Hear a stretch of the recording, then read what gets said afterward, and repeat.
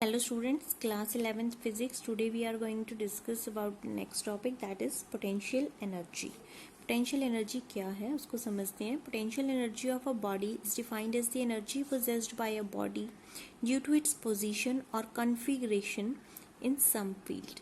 कह रहे हैं कि पोटेंशियल एनर्जी कोई भी बॉडी के पास कब होगी, जब वो बॉडी है वो अपनी क्या करेगी, पोजीशन चेंज करेगी. ठीक है, जैसे ही हम उसको ग्राउंड से किसी हाइट h पर लेके जाते हैं तो उसके पास क्या हो जाएगी, पोटेंशियल एनर्जी पोजेस हो जाएगी. ठीक है, तो उस बॉडी के पास जो एनर्जी है वो किस फॉर्म में स्टोर होगी, पोटेंशियल एनर्जी की फॉर्म में स्टोर होगी. ठीक है, फर्स्ट को ग्रेविटेशनल पोटेंशियल एनर्जी टर्म भी कहीं बार लिखी जाती है, तो उसका क्या मतलब है. Gravitational potential energy of the body is the energy possessed by the body by virtue of its position above the surface of earth.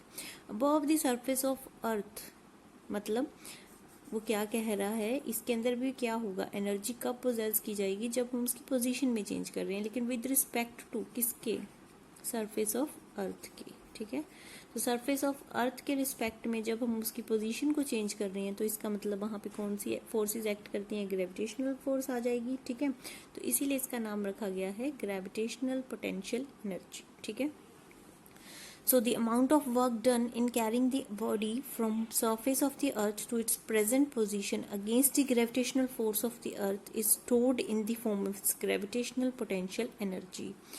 कह रहे हैं कि जितना अमाउंट ऑफ वर्क डन हम उसको करेंगे, क्योंकि हमें इसकी पोजीशन चेंज करनी है, एक बॉडी की जब हमें पोजीशन चेंज करनी है तो इसका मतलब हमें उस पर क्या करना पड़ेगा, वर्क करना पड़ेगा, काम करना पड़ेगा. ठीक है, तो हम उसकी पोजीशन को चेंज कर रहे हैं. ठीक है, उसकी सरफेस ऑफ अर्थ से हम उसको किसी प्रेजेंट पोजीशन पर लेके गए. ठीक है, तो किसी और पोजीशन पर सपोज A टू हमने B पॉइंट पे उसको ले गए, तो इसके अंदर क्या हुआ, हमें कुछ वर्क डन करना पड़ा. किसके अगेंस्ट वर्क डन करना पड़ा, ग्रेविटेशनल फोर्स के अगेंस्ट वर्क डन करना पड़ा. ठीक है, तो इस वजह से इसके अंदर जो एनर्जी है वो किस फॉर्म में स्टोर हो जाएगी, ग्रेविटेशनल पोटेंशियल एनर्जी की फॉर्म में स्टोर हो जाएगी. ठीक है, when the body is allowed to fall from that position, it can do the amount of work done equal to its gravitational potential energy.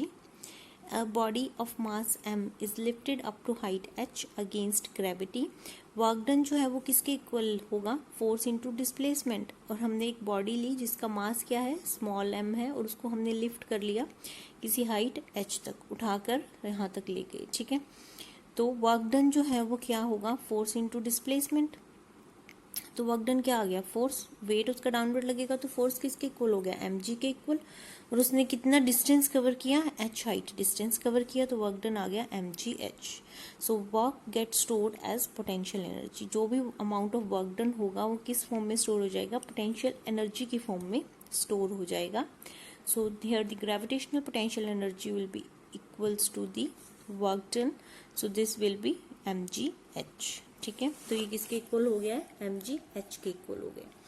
When we lift the body, energy of the body will increase. जैसे ही हम body को उठाएंगे तो उसकी energy जो है वो क्या हो जाएगी, इंक्रीज हो जाएगी, क्योंकि h की वैल्यू क्या होने लगेगी, इंक्रीज होने लगेगी. और जैसे ही हम बॉडी को नीचे की तरफ लेके आएंगे, कम करेंगे उसकी हाइट कम होगी तो इसकी पोटेंशियल एनर्जी भी क्या हो जाएगी, डिक्रीज हो जाएगी. So potential energy is defined only for conservative forces. सिर्फ कंजर्वेटिव फोर्सेस के लिए हम इसको क्या करते हैं, डिफाइन करते हैं, जिसके अंदर एक राउंड ट्रिप के अंदर वर्क डन की वैल्यू क्या मिल रही थी, हमें 0 मिल रही थी. ठीक है, ओनली पोजीशन डिपेंडेंट थी वो, नॉट पाथ डिपेंडेंट. ठीक है, so potential energy depends upon the frame of reference. It may be positive और नेगेटिव. ये डिपेंड करता है कि आप रेफरेंस पॉइंट क्या ले रहे हैं, ये पॉजिटिव भी हो सकती है और नेगेटिव भी हो सकती है. ठीक है, तो नेक्स्ट देखो, पोटेंशियल एनर्जी ऑफ स्प्रिंग के केस के अंदर पोटेंशियल एनर्जी कैसे वेरी करती है, या फिर किस तरह से उसके अंदर स्टोर होती है. स्प्रिंग तो आप सबने देखा होगा. ठीक है, स्प्रिंग जो है उसके अंदर हमें क्या फाइंड आउट करनी है, potential energy. To produce compression और extension in the spring, two equal and opposite forces are to be applied on the spring. ये कह रहा है कि जब हम इसको स्ट्रेच करेंगे या फिर इसको क्या करेंगे, कंप्रेस करेंगे, या तो इसको पास लेके आएंगे या फिर इसको दूर लेके जाएंगे, तो इस केस में क्या होगा, दो इक्वल और अपोजिट फोर्सेस एक्ट करेंगी, ठीक है। इक्वल एंड अपोजिट फोर्सेस के ऊपर क्या करती हैं, एक्ट करती हैं, न्यूटन्स थर्ड लॉ, ठीक है। So in equilibrium restoring force developed due to elasticity of the spring is equal to the applied force and is always opposite to the applied force. वो कह रहे हैं इक्विलिब्रियम पोजीशन के अंदर ऐसी position जो बैलेंस्ड पोजीशन होती है, ठीक है। तो रीस्टोरिंग फोर्स, अब स्प्रिंग का काम क्या है, अपनी पोजीशन को रीस्टोर करना। वो अपनी पोजीशन पे क्या आना चाहता है, वापस आना चाहता है। जैसे ही आप उससे फोर्स हटाते हो वो अपनी शेप में क्या आ जाता है, दोबारा से वापस आ जाता है, ठीक है। तो यही कह रहे हैं जो रीस्टोरिंग फोर्स डिवेल्प हो जाती है किस वजह से होती है, क्योंकि इसके अंदर क्या है, इलास्टिसिटी है, उसकी प्रॉपर्टी है कि वो अपनी शेप क्या कर लेगा, रीगेन कर लेगा। तो वो रीस्टोरिंग फोर्स किसके इक्वल होगी, अप्लाइड फोर्स के इक्वल हो जाएगी, ठीक है। और हमेशा क्या होगी, अपोजिट होगी टू द अप्लाइड फोर्स। तो यहाँ पे दो फोर्सेस जो इक्वल एंड अपोजिट एक्ट कर रही हैं वो क्या है, एक तो एक्सटर्नल फोर्स और दूसरी क्या है, restoring force, and both are equal and opposite to each other, ठीक है। समझ में आया इतना ये। नेक्स्ट देखो, a definite amount of work has to be done against the restoring force both in compressing और इन स्ट्रेचिंग द स्प्रिंग। कह रहा है कि हमें कुछ ना कुछ काम करना पड़ेगा, एक डेफिनेट अमाउंट ऑफ वर्क करना पड़ेगा रीस्टोरिंग फोर्स के अगेंस्ट, चाहे हम उसको कंप्रेस कर रहे हैं चाहे हम उसको स्ट्रेच कर रहे हैं, ठीक है। This work done is stored in the spring in the form of elastic potential energy of the spring. और ये जो वर्क डन इसके ऊपर हो रहा है वो किस फॉर्म में स्टोर हो रहा है, इसकी इलास्टिक पोटेंशियल एनर्जी की फॉर्म में। पोटेंशियल एनर्जी तो होगा ही क्योंकि उसकी पोजीशन क्या हो रही है, चेंज हो रही है। कभी हम उसको पास ले आते हैं, कभी हम उसको दूर लेके जा रहे हैं, तो उसकी पोजीशन में चेंज आ रहा है। तो इसका मतलब कौन सी एनर्जी होगी यहाँ पे, पोटेंशियल एनर्जी। तो इसकी प्रॉपर्टी है इलास्टिसिटी, तो इसलिए इसको बोल दिया elastic potential energy. So the energy potential energy of the spring is the energy associated with the state of compression or expansion of an elastic spring। अब ये potential energy जो है वो किससे वेरी करती है, इसकी compression या फिर stretching से, ठीक है। आप उसको compress कर रहे हैं या फिर उसको stretch कर रहे हैं।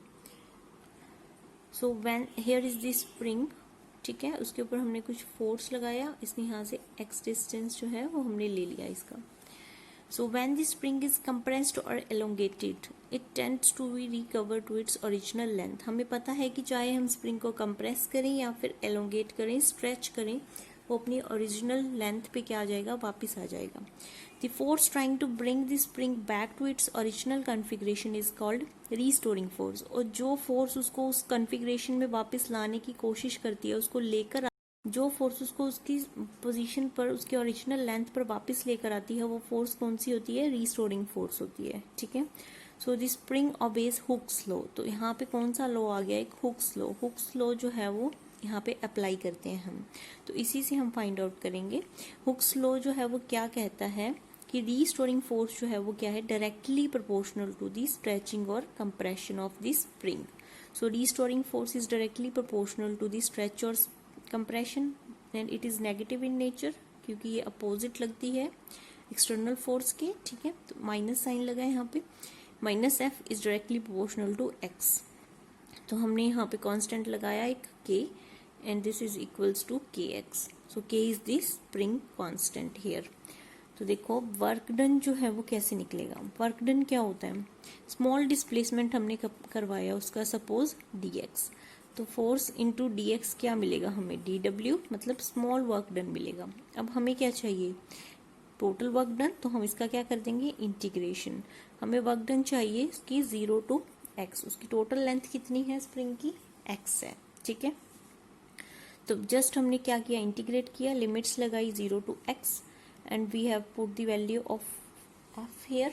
सो it will be minus K X D X, और के यहाँ पे कांस्टेंट है तो हमने यहाँ से इसको बाहर निकाल लिया।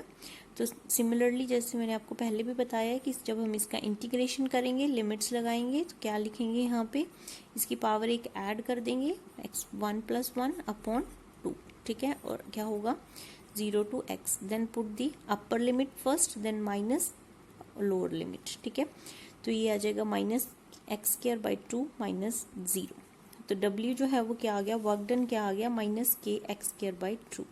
This work done is stored in the form of potential energy of the spring. तो स्प्रिंग के केस में अगर आपसे पोटेंशियल एनर्जी का फॉर्मूला पूछा जाएगा तो क्या होगा, kx²/2।